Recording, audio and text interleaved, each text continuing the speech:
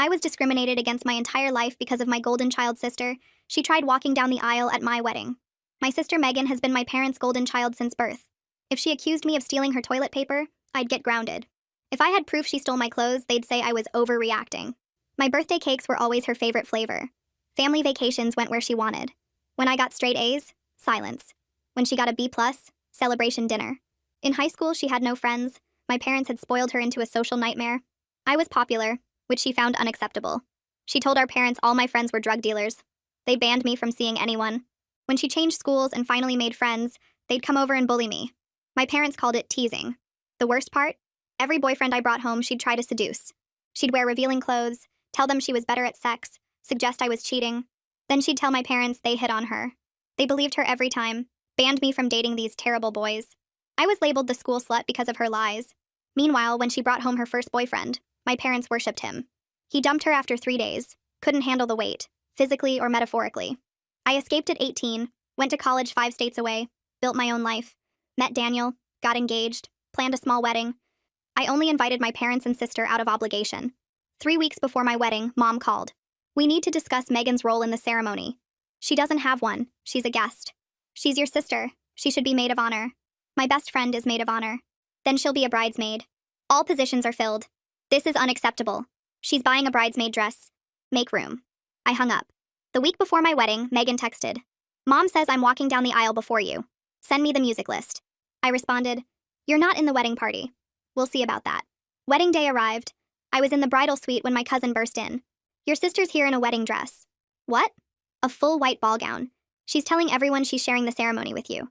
Joint wedding. I ran to the venue entrance.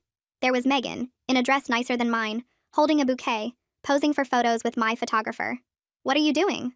Mom said since you were selfish about the wedding party, I could share your ceremony. Edward's proposing during your vows.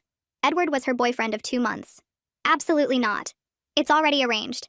Mom paid the efficient extra.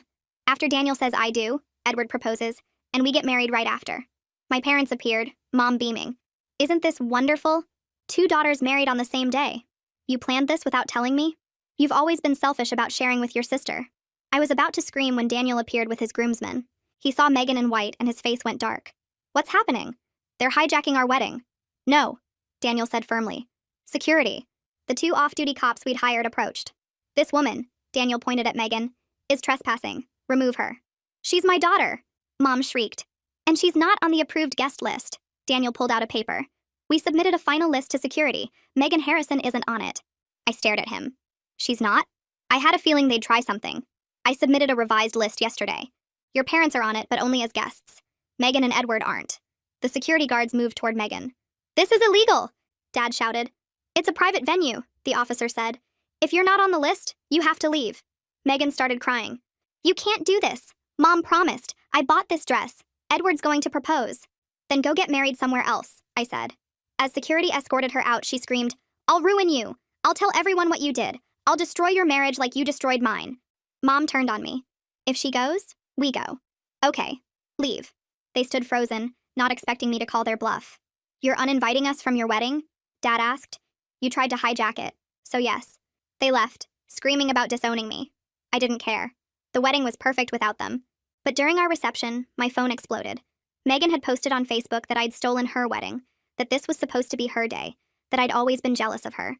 She claimed Daniel was originally her boyfriend who I seduced. The post went viral in our hometown. Then the comments started rolling in. My cousins, armed with years of receipts, began posting screenshots. Every lie she'd told. Every boyfriend she'd tried to steal. Photos of her in the wedding dress at my venue. The best comment came from Edward, her supposed boyfriend. We broke up 2 weeks ago. I never agreed to propose. She said we were attending her sister's wedding as guests. But the real bomb dropped when Daniel's sister commented. Funny how you claim Daniel was yours first. Here's the restraining order he filed against you last year for stalking him at his gym. A year before he even met my sister-in-law. I stared at my new husband. Restraining order? Daniel looked guilty. She followed me to my gym for months. Made up a fake name, said she was single. When I found out who she was, I ended it and filed the order. I never told you because, well, she's your sister. My phone rang. Unknown number. Hello? Is this Mrs. Pent? A man's voice. Yes? I'm calling from the psychiatric unit at Riverside Hospital. Your sister Megan has been admitted after a breakdown. She's requesting visitors, but there's something you need to know. She's been off her medication for 6 months. What medication? You didn't know? Your sister has been being treated for delusional disorder for 3 years. She creates elaborate false narratives and believes them completely. Your parents have been hiding it, enabling her instead of getting her proper treatment. I stood there holding my phone, watching Daniel cut our wedding cake while guests laughed and clinked glasses around us. The man from Riverside Hospital was still talking, explaining something about treatment protocols and family involvement, but the music from the DJ booth made it hard to hear every word. My hand shook as I pressed the phone closer to my ear. Delusional disorder. 3 years of treatment. 6 months off medication. My parents knew the entire time and never told me. They let Megan show up at my wedding in a white dress, let her try to hijack my ceremony, all while knowing she was mentally ill and untreated. The hospital man asked if I was still there, and I managed to say yes, I'm here, then told him I needed to call him back tomorrow. Daniel glanced over from the cake table and his smile faded when he saw my face. He said something to his groomsmen and walked toward me, weaving between dancing couples and relatives taking photos. I shoved my phone in the small pocket of my dress and tried to look normal, but my face wouldn't cooperate. Daniel reached me and touched my elbow, guiding me toward a quieter corner near the venue's back hallway where the bathrooms were.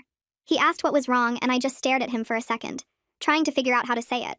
The hospital called, I told him. Megan's there.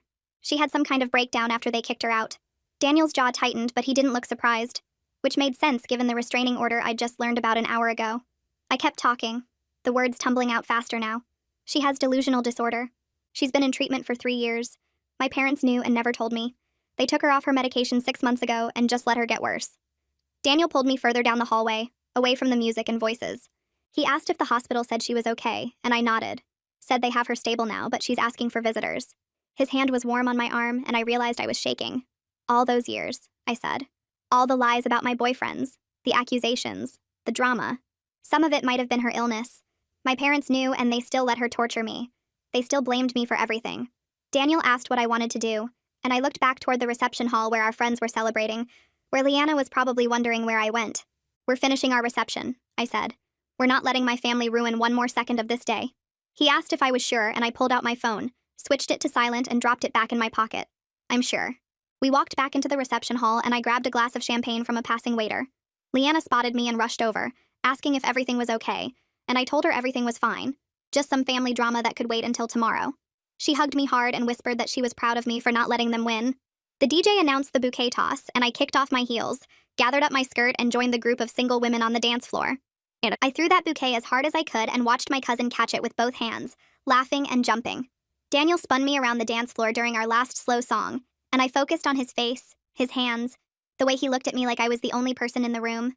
The reception ended just after midnight when the venue staff started cleaning up tables and stacking chairs. Daniel and I said goodbye to the last guests, thanked them for coming, accepted final hugs and congratulations. We drove to our honeymoon suite at a hotel downtown, the one with the big windows overlooking the city. I didn't check my phone until we got inside, and I saw the screen light up with notification after notification. 47 messages. I sat on the edge of the bed and started scrolling. Most were from relatives asking what happened, if Megan was okay, if I knew she was in the hospital. A few were from cousins I barely talked to, saying they saw the Facebook drama and wanted to make sure I was all right. 3 were from my aunt asking me to call her as soon as possible.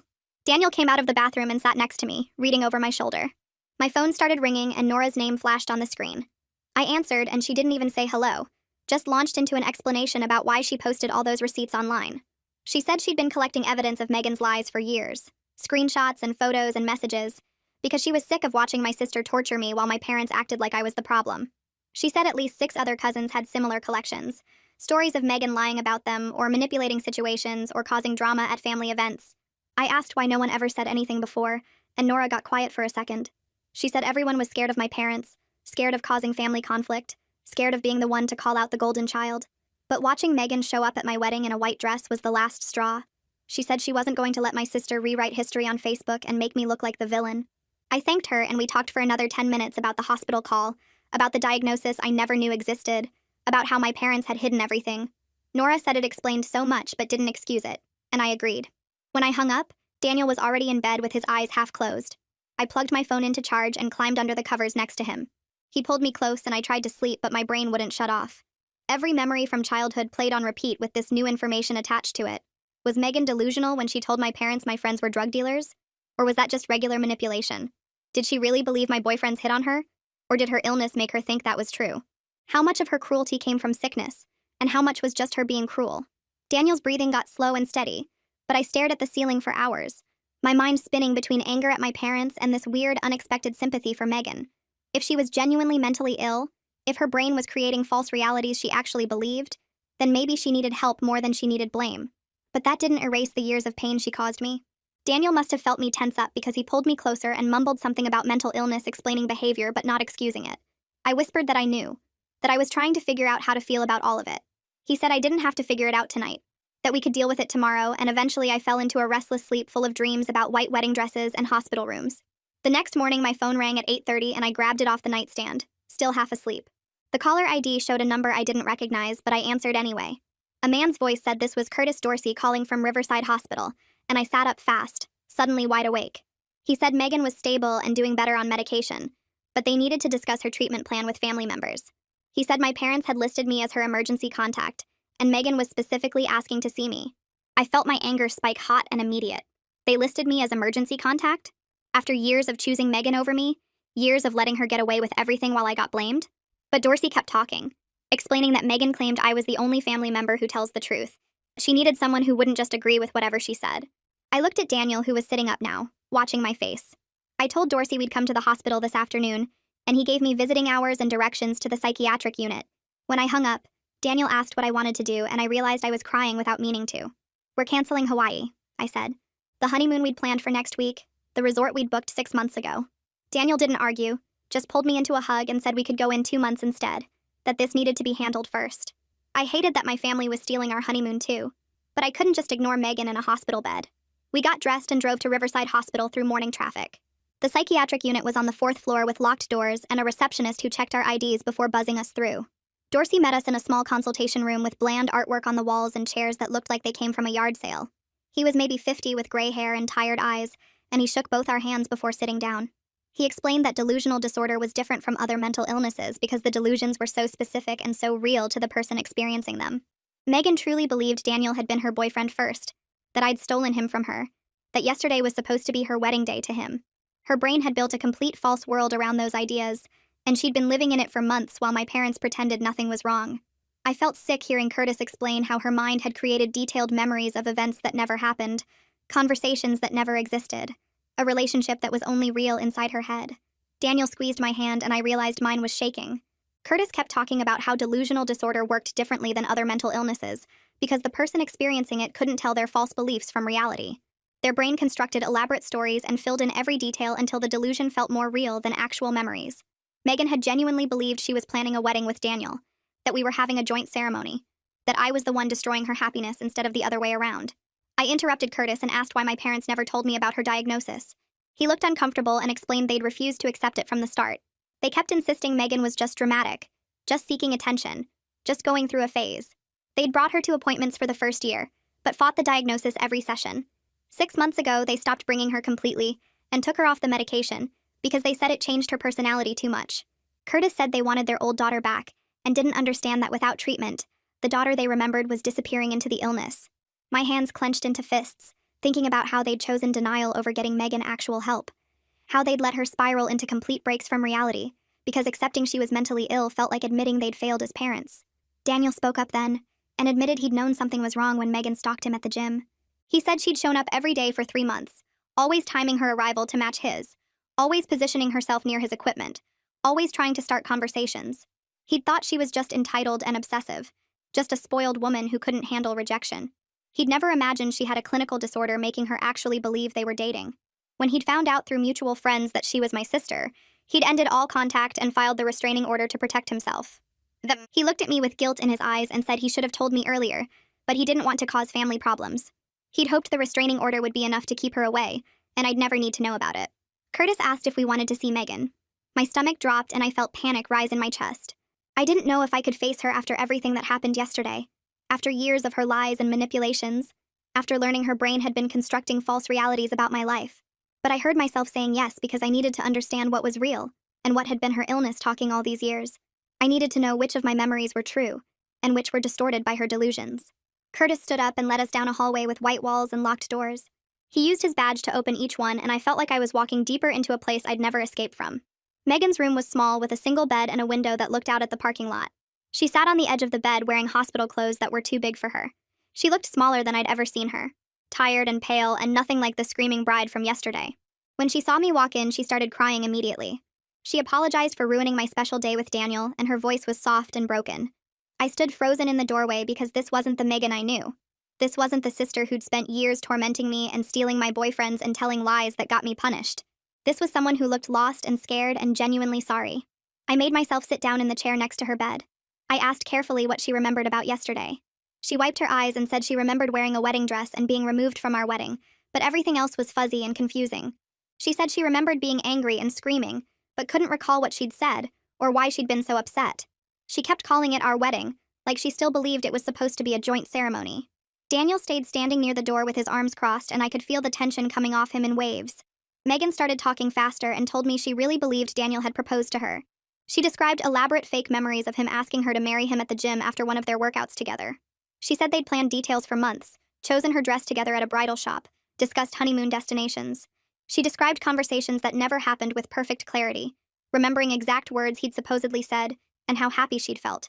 She said our parents had suggested the joint ceremony idea, and Daniel had loved it because it would make the day more special. Every word she spoke was said with complete conviction, like she was describing real events instead of fantasies her brain had created. It disturbed me hearing her describe these detailed false memories so confidently. I watched her face as she talked, and realized she genuinely couldn't tell the difference between what was real and what her mind had invented.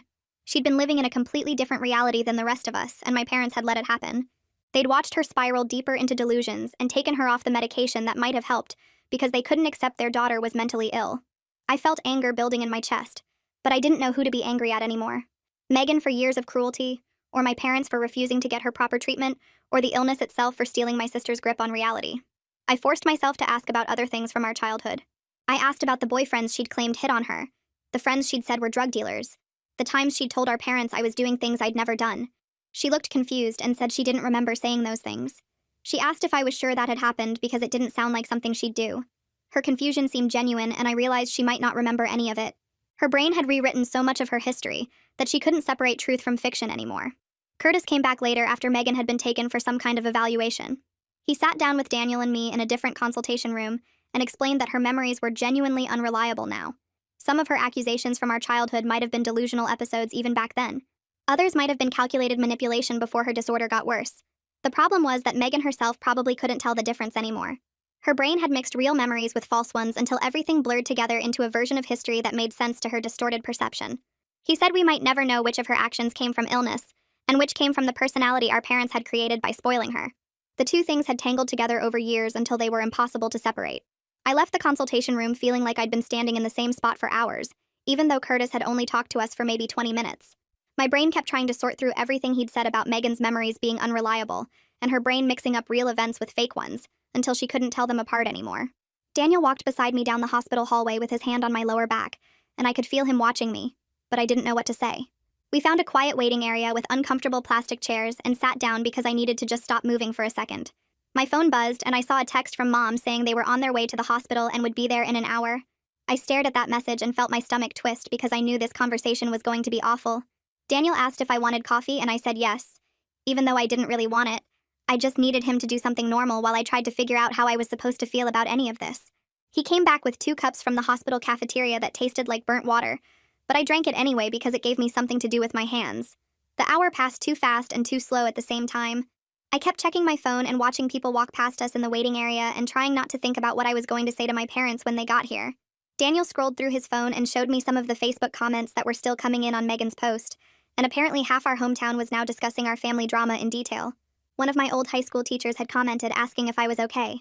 3 of my cousins were in a group chat planning to post more receipts about times Megan had lied to them. It was like watching my entire childhood get dissected in public, and I didn't know if that felt good or terrible or both. Mom and Dad walked into the waiting area right at 6:30, and I could see from their faces that they'd been crying in the car. Mom's makeup was smeared and Dad's eyes were red and puffy, and they both looked 10 years older than they had at the wedding yesterday. Mom rushed over and tried to hug me, but I stepped back because I wasn't ready for that, and she looked hurt but didn't push it. Dad stood there with his hands in his pockets and asked where Megan was and if she was okay. I told them she was stable and on medication and they could see her soon, but first we needed to talk. Curtis had said he wanted to meet with all of us together before any family visited Megan, and I'd agreed because I knew my parents needed to hear from a doctor how badly they'd screwed this up. We walked down another hallway to a different consultation room, and Curtis was already there waiting with a folder full of papers and a serious expression that made my dad immediately defensive. Curtis introduced himself and shook my parents' hands and asked them to sit down. Mom immediately launched into this explanation about how they'd just been trying to help Megan and support her through a difficult time, and they didn't realize she needed serious medical intervention. She said it like she was talking to a principal about why her kid didn't do their homework, like this was just a little mistake anyone could make. I felt my jaw clench because she was already making excuses before Curtis had even said anything. Curtis let her finish, and then opened his folder and pulled out what looked like medical records. He explained that Megan had been diagnosed with delusional disorder 3 years ago after she'd had a breakdown at work where she'd accused her boss of stealing her ideas and trying to ruin her career. The boss had been a woman in her 50s who barely knew Megan's name, and the whole thing had been completely made up in Megan's head. She'd been hospitalized then too, and put on medication that had helped a lot. And for about 2 years, she'd been doing really well with regular therapy and medication management. Dad interrupted and said the medication had changed her personality and made her flat and emotionless, and they'd wanted their real daughter back. Curtis looked at him with this patient expression, like he'd heard this exact thing 1,000 times before, and said that was a common concern. But the medication had actually been helping Megan separate reality from delusion. Without it, her brain had started creating more and more elaborate false narratives that she believed completely. He said that by taking her off medication 6 months ago, they'd basically let her condition get worse and worse until she'd had a complete break from reality at my wedding. Mom started crying and said they'd thought they were helping her, that the doctors were just trying to drug their daughter into being someone she wasn't. I felt something snap inside me because I'd been sitting there listening to them make excuses, and I couldn't do it anymore. I told them they hadn't been helping Megan. They'd been enabling her to get sicker because they couldn't accept that their perfect daughter was mentally ill. My voice came out louder than I meant it to, and Daniel put his hand on my knee, but I kept going. I told them they'd let Megan torment me for years, believed every lie she told, blamed me for things I didn't do, and now I find out she's been sick this whole time, and they knew about it and did nothing. I said they'd hurt both of us with their denial. Me by letting Megan destroy my childhood, and Megan by refusing to get her proper treatment. Dad tried to argue that the medication had made her not herself, and they'd wanted their real daughter back. But I cut him off and said her real daughter was sick and needed help, and they'd chosen to pretend that wasn't true because it was easier than accepting it. Curtis stepped in and explained that untreated delusional disorder gets progressively worse over time. He said that when someone with this condition stops taking medication, their brain starts creating more and more false narratives to explain their experiences and emotions. The delusions become more elaborate and more disconnected from reality, and the person loses the ability to recognize what's real and what's not. By stopping Megan's medication, my parents had allowed her condition to get bad enough that she genuinely believed Daniel was her boyfriend, that she was getting married, that I'd stolen her life. She'd had a complete break from reality, and it could have been prevented if they'd just kept her on her medication and in therapy. Mom and Dad both started crying then, really crying, not just tearing up. Mom put her face in her hands and her whole body shook, and Dad covered his eyes and his shoulders hunched forward. Mom said through her tears that they hadn't wanted to believe their daughter was mentally ill, that accepting the diagnosis had felt like admitting they'd failed as parents. She said they'd thought if they just loved her enough and supported her enough, she'd get better on her own without needing drugs to fix her brain. I sat there watching them cry, and I felt this complicated mess of emotions I couldn't sort out. Part of me was still angry because their denial had cost me my entire childhood and had nearly ruined my wedding. Part of me felt sorry for them because I could see they really hadn't understood what they were doing. Part of me was just exhausted because this whole situation was so much bigger and more complicated than I'd ever imagined. I looked at Daniel and he squeezed my hand, and I realized I needed to get out of this room before I said something I'd regret. Daniel and I left the hospital around 8 and checked into a hotel a few blocks away because neither of us could face the long drive home yet. We got a room on the 3rd floor with a view of the parking lot and sat on the edge of the bed not talking for a while. Daniel ordered pizza from a place down the street and we ate it cold because neither of us felt like waiting for delivery. We spent the rest of the evening just talking about everything that had happened and what it meant and what I wanted to do next. I told Daniel I didn't know how to feel about Megan anymore. For years I'd thought she was just cruel and spoiled and deliberately trying to hurt me, and now I find out she's been sick, and some of those things might have been her illness talking. But Curtis had said we might never know which actions came from her disorder and which came from the entitled personality my parents had created by spoiling her. I didn't know if that made it better or worse. Daniel said mental illness explained behavior, but it didn't erase the pain it caused, and I had a right to be hurt by what she'd done, even if she hadn't been fully in control. We talked about what role I wanted to play in Megan's recovery, if any. Daniel said it was completely up to me and he'd support whatever I decided, whether that was trying to rebuild some kind of relationship with her or walking away completely. I thought about it for a long time and realized I could have compassion for her illness while still keeping boundaries about her past behavior. I could acknowledge that she was sick and needed help without pretending the last 20 years hadn't happened. I could support her recovery from a distance without making myself responsible for fixing her or our parents or any of this mess. I woke up the next morning feeling clearer about what I needed to do. I called Curtis and asked if I could meet with him alone to talk about Megan's treatment plan without my parents there. He said he had an opening at 10 and I should come by his office at the hospital. Daniel offered to come with me, but I told him I needed to do this part by myself, and he kissed me and said he'd be in the hotel room when I got back. Curtis's office was small and cramped with medical textbooks stacked on every surface and diplomas covering one wall. He offered me coffee and I took it, even though the hospital coffee was still terrible because I needed something to hold. He pulled out another folder and explained that Megan needed intensive inpatient treatment for at least 6 weeks, maybe longer, depending on how she responded to medication adjustments. After that, she'd need outpatient therapy multiple times a week and regular medication management probably for the rest of her life. He asked if I'd be willing to participate in family therapy sessions as part of Megan's treatment. I thought about it and said I'd try, but I needed him to understand I wasn't responsible for fixing my parents' enabling behavior or for Megan's recovery. I said I'd come to sessions and be honest about our history and try to understand her illness better, but I wasn't going to pretend everything was fine, or that we could just move forward like the past didn't happen. Curtis said that was exactly the kind of honest boundary setting that would actually help Megan more than false reconciliation would. I left his office and walked back through the hospital thinking about how different everything looked now compared to yesterday. Yesterday I'd been a bride dealing with family drama at my wedding. Today I was trying to figure out how to support a mentally ill sister I'd spent years resenting while also protecting myself from more hurt. I got back to the hotel and found Daniel watching TV and eating leftover pizza for breakfast, and I sat down next to him and put my head on his shoulder. My phone rang, and it was the hospital administrator saying my parents were meeting with social services about Megan's treatment coverage. I didn't need to be there for that, but apparently they'd asked if I could come because they were having trouble understanding the insurance information. I almost said no because dealing with insurance paperwork was not my problem. But then I thought about Megan sitting in that hospital room confused and scared, and I couldn't quite bring myself to abandon her completely, even after everything. Daniel and I drove back to the hospital and found my parents in a small office with a social worker who looked exhausted. The social worker was explaining that Megan's insurance had limited mental health benefits, and the intensive inpatient program Curtis recommended would cost thousands of dollars out of pocket. My parents looked shocked and kept asking if there were cheaper options or if regular outpatient therapy would be enough. The social worker patiently explained that Megan's condition was too severe for outpatient care right now, and she needed the structure and monitoring of inpatient treatment. Mom turned to me and asked if I could help them figure out the costs, and maybe research other treatment facilities that might be less expensive. I felt that familiar surge of resentment because of course they wanted me to fix this problem after spending years making me the problem. But I looked at Dad's confused expression as he tried to read through pages of insurance documents he clearly didn't understand, and I realized they were genuinely overwhelmed. I sat down and started going through the paperwork with the social worker, asking questions about payment plans and whether there were any programs that could help cover costs. I spent the next hour going through insurance documents with the social worker, breaking down what different treatment programs would cost and what my parents' insurance actually covered. The numbers were brutal. The intensive inpatient program Curtis recommended would run about $40,000 for 6 weeks, and their insurance would only cover maybe $15,000 of that. My parents looked sick when I explained the gap they'd need to pay. Dad kept asking if there were payment plans or financial assistance programs. I pulled out my phone and started searching for psychiatric treatment facilities that offered sliding scale fees or had better insurance partnerships. I found 3 places within 100 miles that might work, wrote down their contact information, and handed the list to the social worker. Mom reached over and squeezed my hand, which felt weird and uncomfortable after years of her choosing Megan over me for everything. I pulled my hand back and told them I'd helped with the research, but they needed to handle the actual arrangements because I wasn't taking responsibility for fixing their mess. The social worker nodded and said she'd start making calls to these facilities tomorrow to check availability and costs. We left the office and I felt exhausted from dealing with insurance paperwork and my parents' overwhelmed faces. Daniel and I got back to our hotel room around 6 that evening. I collapsed on the bed and stared at the ceiling, feeling like I'd spent my entire honeymoon week managing a crisis that wasn't mine to manage. My phone rang and I saw Leanna's name pop up. I answered and she immediately asked how I was doing and if I was okay.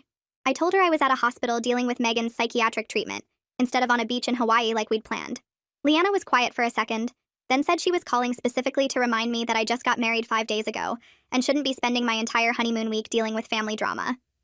She asked why I felt responsible for fixing my parents' mistakes when they'd spent my whole childhood making me feel like the problem. I didn't have a good answer. She told me I deserved to celebrate my marriage and be happy instead of drowning in my family's dysfunction. I felt guilty hearing her say it because she was right, and I'd been dragging Daniel through this mess when we should have been celebrating.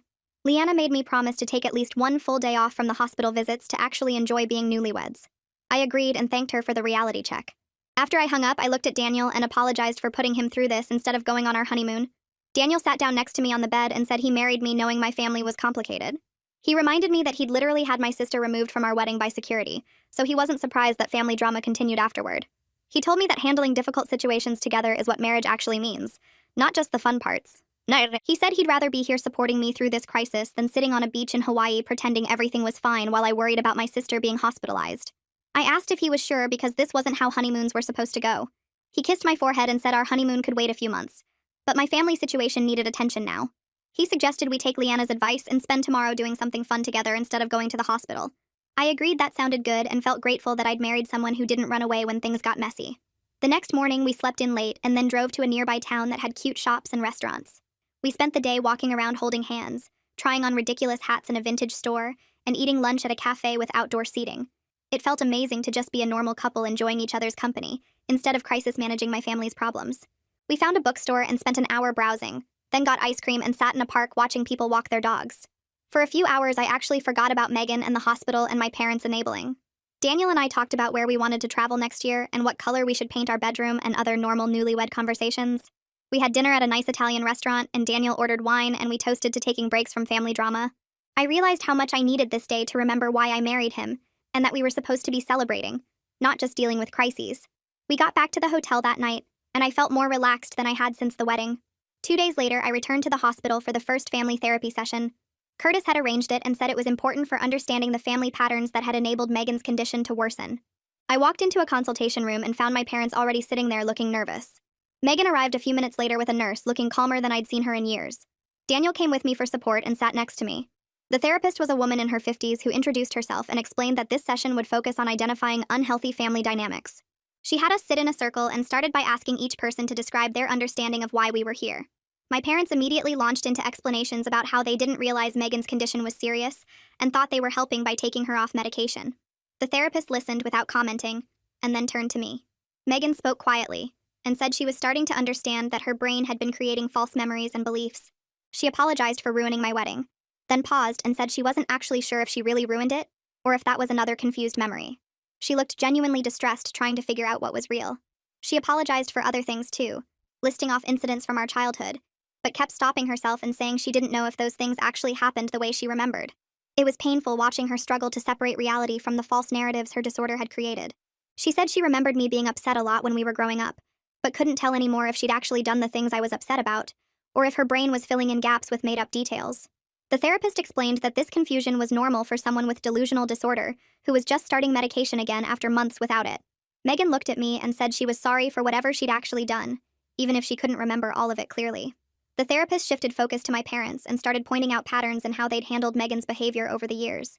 She noted that they'd consistently dismissed concerns from doctors, teachers, and family members who noticed something was wrong. Mom got defensive immediately and said they were just trying to protect their daughter from being labeled as mentally ill.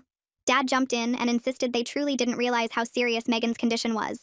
The therapist asked them directly why they'd stopped bringing Megan to appointments and discontinued her medication 6 months ago. Mom said the medication made Megan seem flat and emotionless, like she'd lost her personality. Dad added that they wanted their real daughter back, not some drugged version.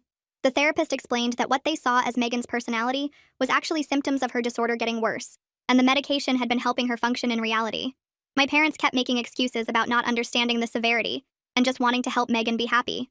I'd been sitting quietly, but finally spoke up and told them directly that their protection of Megan had destroyed my entire childhood. I described years of being blamed for things I didn't do, being called a liar when I told the truth, having my friends and boyfriends driven away because they believed Megan's accusations over my explanations. I told them about being labeled the school slut because of Megan's lies, about having birthday cakes in her favorite flavor every year, about family vacations that only went where she wanted to go. I explained how they'd gaslit me constantly by saying I was overreacting or being dramatic when I tried to tell them Megan was lying. I said they'd treated me like the problem child who caused trouble while Megan got away with everything, and that pattern had continued right up through them trying to hijack my wedding. My voice was shaking by the end, but I'd finally said everything I'd needed to say for years. Mom immediately tried to argue that I was exaggerating and making things sound worse than they were. She said they'd loved both of us equally and tried their best as parents. I was about to respond, but Megan spoke first. She said quietly that she remembered me being blamed for things, and it never seemed fair, even when she couldn't sort out what was real and what wasn't. She said she had memories of Mom and Dad taking her side automatically without listening to my version of events. It was the first time Megan had ever acknowledged that reality instead of insisting she was the victim. Mom looked shocked that Megan wasn't backing up her version of our childhood. Dad sat there silently staring at his hands. The therapist let the moment sit for a minute before speaking. The therapist addressed my parents and explained that moving forward required them accepting their role in the family dysfunction. She said they couldn't just blame Megan's illness for everything without taking responsibility for their own choices. She pointed out that even if Megan's disorder caused her to create false narratives, my parents had chosen to believe those narratives without question and punish me based on lies. She explained that they'd enabled Megan's disorder to worsen by refusing proper treatment, while simultaneously damaging their other daughter by making her the scapegoat for family problems. She asked them if they understood that their choices had consequences for both of their children. Mom started crying and Dad put his arm around her. The therapist said this was just the beginning of a long process of family healing, but it required everyone being honest about their part in creating the dysfunction. She scheduled another session for the following week and said we'd continue working through these patterns. I left the therapy session feeling strange, like something had shifted, but I wasn't sure what. Daniel drove us back to our hotel and we ordered room service because neither of us felt like dealing with people. The next morning, I woke up and checked my phone to find a text from the hospital administrator asking if I wanted to schedule visits with Megan during her inpatient stay. I stared at the message for 10 minutes before responding that I'd think about it. Daniel asked what I was going to do, and I told him honestly I didn't know.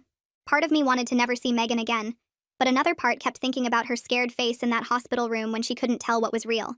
Over the next week, I went back and forth, finally deciding I'd visit once just to see how she was doing. I scheduled it for the following Tuesday and spent the entire drive there feeling sick to my stomach. The hospital had a special visiting room for the psychiatric unit with comfortable chairs and windows that didn't open. Megan came in looking smaller somehow, wearing sweatpants and a t-shirt instead of the fancy clothes she usually wore. We sat down and I didn't know what to say, so I just asked how she was feeling. She said the medication was helping, but everything felt foggy, and she was having trouble sorting out what memories were real. I asked what she meant, and she explained that she remembered things happening, but now they felt wrong, like watching a movie of someone else's life. We talked for about 30 minutes and it was awkward as hell, but she seemed genuinely sorry for the wedding disaster. I left feeling confused because I'd expected to still be furious, but instead I just felt sad. The second visit the following week went a little better because we both knew what to expect. Megan told me her therapist was having her write down her memories and then fact-checking them against reality. She said it was horrible discovering how many things she remembered completely wrong. I asked for an example and she described remembering a family vacation to Disney World where she was 10, and I was mean to her the whole time. But when she asked Mom about it, Mom said we'd never been to Disney World as kids. She started crying and said she felt like she couldn't trust her own brain.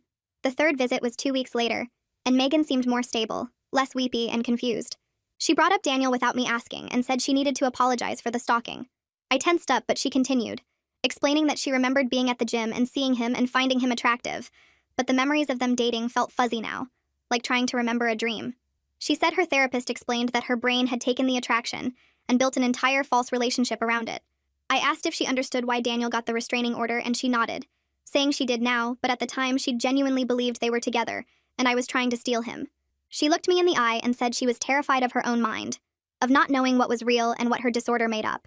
I told her that's exactly why staying on medication and going to therapy was so important, because without treatment her brain would keep creating these false stories. She agreed and said she never wanted to go back to that confused state where she couldn't tell reality from delusion. Meanwhile, my parents were going through their own therapy process and slowly starting to face what they'd done. Dad called me one evening and asked if we could talk. I put him on speaker so Daniel could hear, and Dad admitted he'd seen signs something was wrong with Megan years ago, but convinced himself it was just her being dramatic because that was easier than accepting she might be seriously ill. He said when the doctor first diagnosed her with delusional disorder 3 years ago, he and Mom had argued about it for weeks, with Mom insisting the doctors were wrong. He'd eventually gone along with Mom's decision to minimize the medication, because he didn't want to fight about it anymore.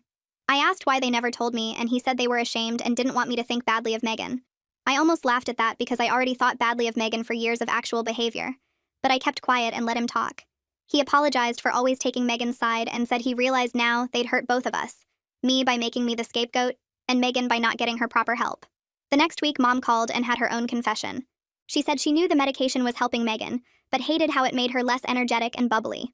The medicated version of Megan was quieter and less exciting, and Mom missed the daughter she remembered from before the diagnosis.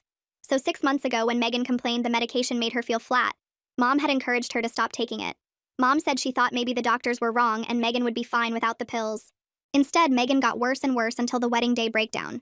Mom was crying on the phone saying she'd destroyed her daughter by taking her off medication, and I didn't know what to say because she was right. I told her the important thing now was making sure Megan stayed on her medication and got proper treatment, and that Mom and Dad needed to support that, instead of enabling her to skip it. Daniel and I finally took our postponed honeymoon trip 6 weeks after the wedding. We drove to a beach town 3 hours away and spent a long weekend doing absolutely nothing related to my family. We walked on the beach, ate at nice restaurants, slept in late, and had sex without my phone ringing every few hours with family drama. It felt amazing to remember we were newlyweds who should be celebrating instead of managing a mental health crisis. Daniel told me he was proud of how I'd handled everything and that he knew it wasn't easy to show compassion to people who'd hurt me so badly. I said I wasn't doing it for my parents. I was doing it because Megan deserved a chance to get better, and also because I needed to know I'd tried before completely cutting them off. We spent one evening sitting on the beach talking about what our boundaries would be going forward. We agreed my parents could be part of our lives, but only if they continued therapy, and respected that we wouldn't tolerate any enabling of Megan's disorder.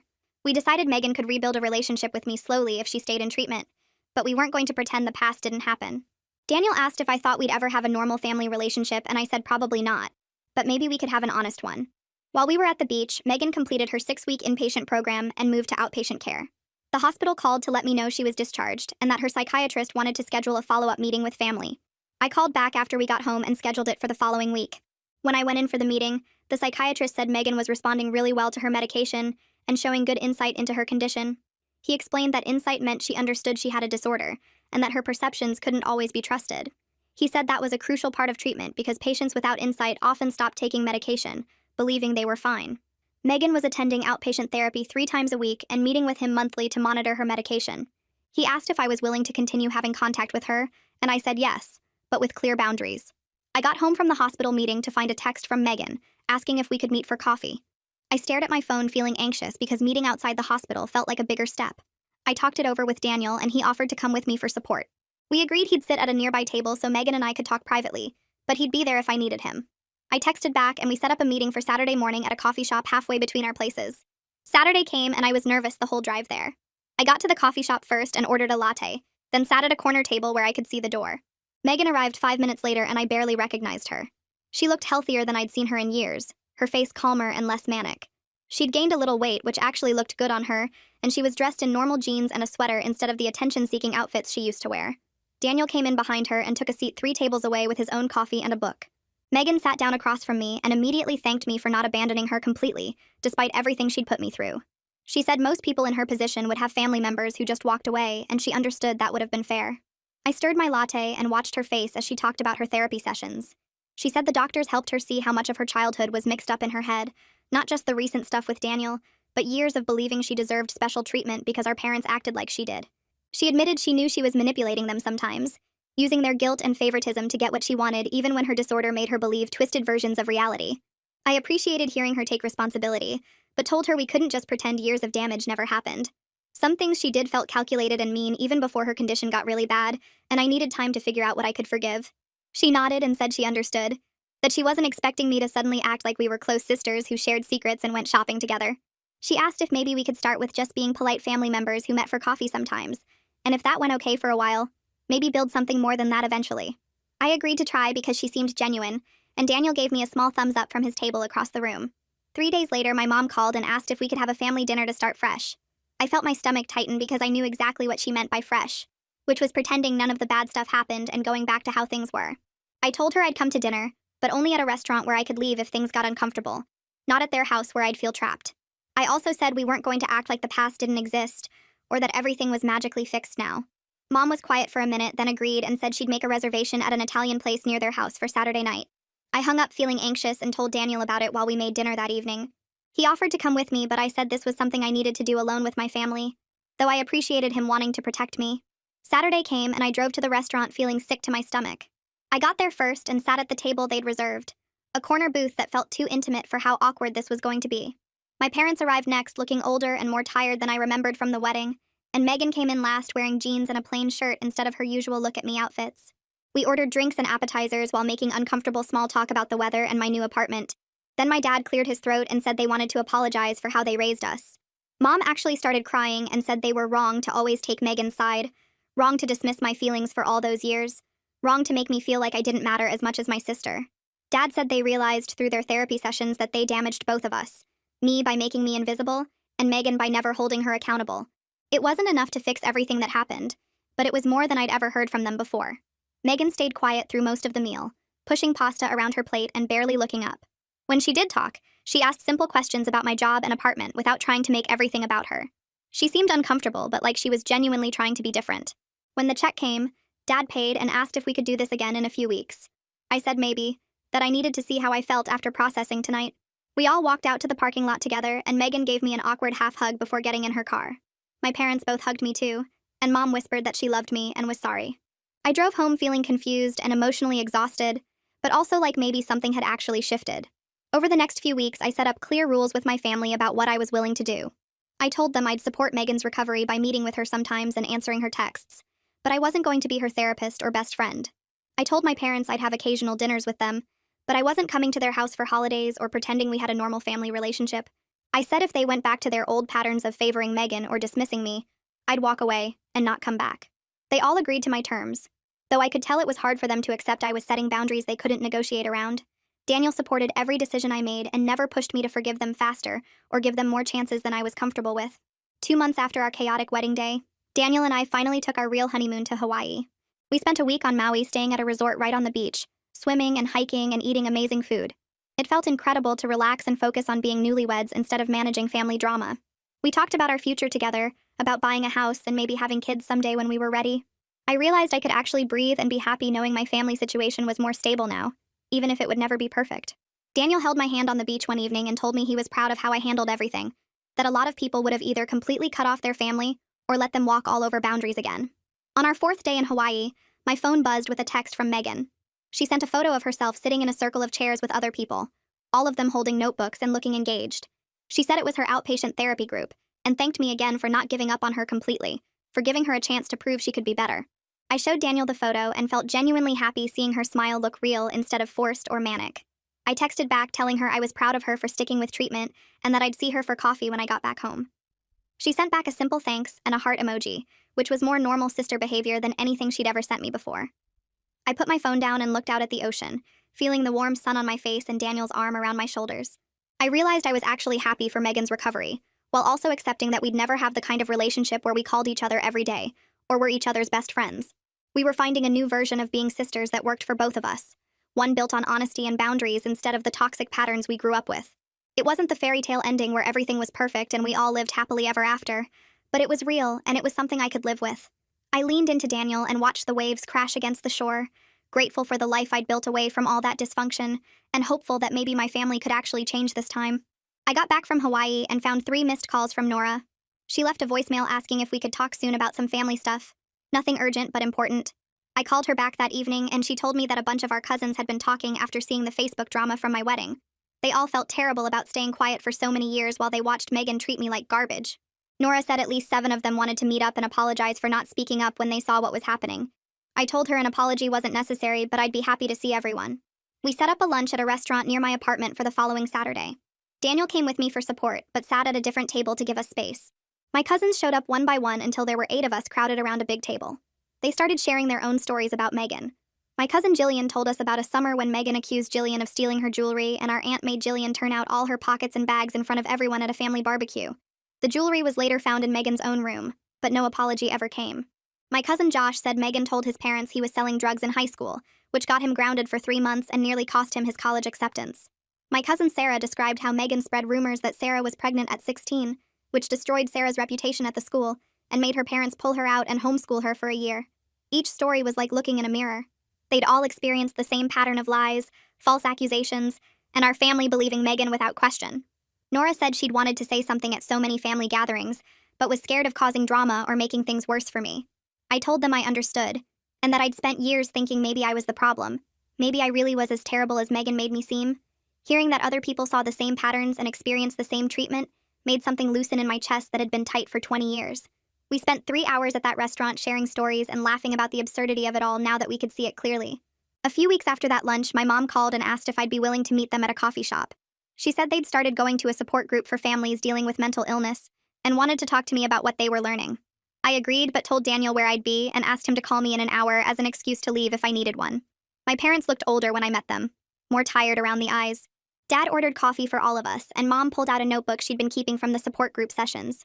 She said their group leader had helped them understand that trying to protect Megan from her diagnosis had actually made everything worse. They'd thought keeping her off medication would preserve who she really was, but instead they'd let her disorder take over completely. Dad admitted they'd seen signs for years before the official diagnosis. Megan's false accusations against me, her elaborate stories that didn't match reality, her inability to maintain friendships or relationships. They'd explained it all away as drama or jealousy instead of recognizing she needed professional help. Mom cried and said she was sorry for making me feel invisible and unimportant my whole childhood. She said the support group helped her see that favoring Megan hadn't helped either of us. I told them I appreciated the apology, but that rebuilding trust would take time and consistent action, not just words. They both nodded and said they understood. Dad mentioned they'd been working with Megan's treatment team to make sure she stayed on her medication and attended all her therapy appointments. They were learning to set boundaries with her instead of enabling every behavior. It wasn't a perfect conversation, and I didn't leave feeling like everything was fixed. But it was a start. 3 months after the wedding, Megan sent me a text with a photo of herself in a work uniform standing in front of a bookstore. She said she'd gotten a part-time job shelving books and helping customers, just 15 hours a week, but it was her first real job in 2 years. She'd also moved into a supervised apartment where a caseworker checked on her twice a week and helped her manage medication and daily tasks. I texted back congratulating her and asking how she liked the work. She said it was harder than she expected because she had to interact with strangers and follow a schedule. But her therapist said structure was good for her recovery. Over the next few weeks, she'd occasionally text me updates about small victories at work, or something funny that happened during group therapy. The texts were normal and boring in the best possible way, just regular sister stuff without any drama or manipulation. I found myself actually looking forward to hearing from her, curious about how she was doing in a way I'd never been before. Daniel and I decided to host a small dinner party to celebrate making it through the chaos and to thank the friends who'd supported us. We invited Leanna, Daniel's sister Peyton, and 3 other close friends. I spent the afternoon cooking while Daniel cleaned the apartment and set up our tiny dining table with candles and nice plates we'd gotten as wedding gifts. Everyone arrived around 7 and we opened wine and stood around the kitchen while I finished the last dishes. Leanna brought up the wedding disaster, and soon we were all laughing about Megan showing up in a wedding dress and my parents trying to force a joint ceremony. Peyton told everyone about posting the restraining order on Facebook and watching the comments explode in real time. One of our friends admitted she'd been refreshing the Facebook post every 5 minutes during our reception to see what would happen next.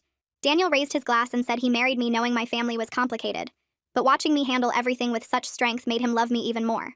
Everyone clinked glasses and the conversation moved on to other topics, but I felt grateful for these people who showed up for us when my own family couldn't.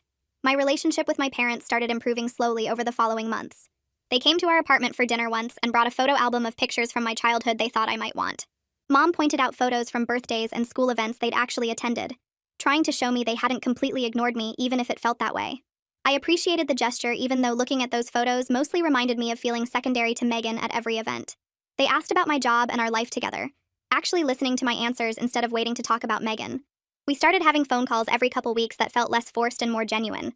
I knew we'd never have the close relationship some families had, where you called your mom about everything and visited every weekend. But we were building something real and honest, where they took responsibility for their mistakes, and I set clear boundaries about what I needed going forward. It wasn't perfect, but it was healthier than anything we'd had before. Megan and I started meeting for coffee once a month. She'd take the bus to a cafe near my apartment, and we'd sit outside if the weather was nice. Our conversations stayed on safe topics like her job, my work projects, shows we were watching. She told me about her therapy homework and the coping strategies she was learning. I told her about redecorating our apartment and a trip Daniel and I were planning. We didn't talk about the past or the wedding or all the years of hurt between us.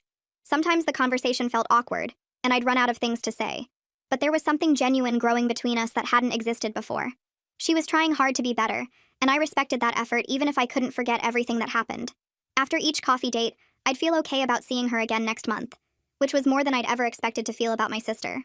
4 months after our wedding day, I woke up next to Daniel in our apartment and felt genuinely happy about how everything turned out. My family was dealing with their issues through proper therapy and treatment instead of pretending everything was fine. Megan was stable on medication and working toward real independence instead of being enabled into helplessness. My parents were learning to take responsibility for their choices instead of blaming everyone else. Daniel and I had gotten stronger as a couple by facing this crisis together, instead of letting it divide us. I'd learned that sometimes the best outcome wasn't everyone reconciling perfectly and becoming one big happy family. Sometimes the best outcome was everyone being honest about reality, setting healthy boundaries and building something real even if it wasn't what you originally wanted.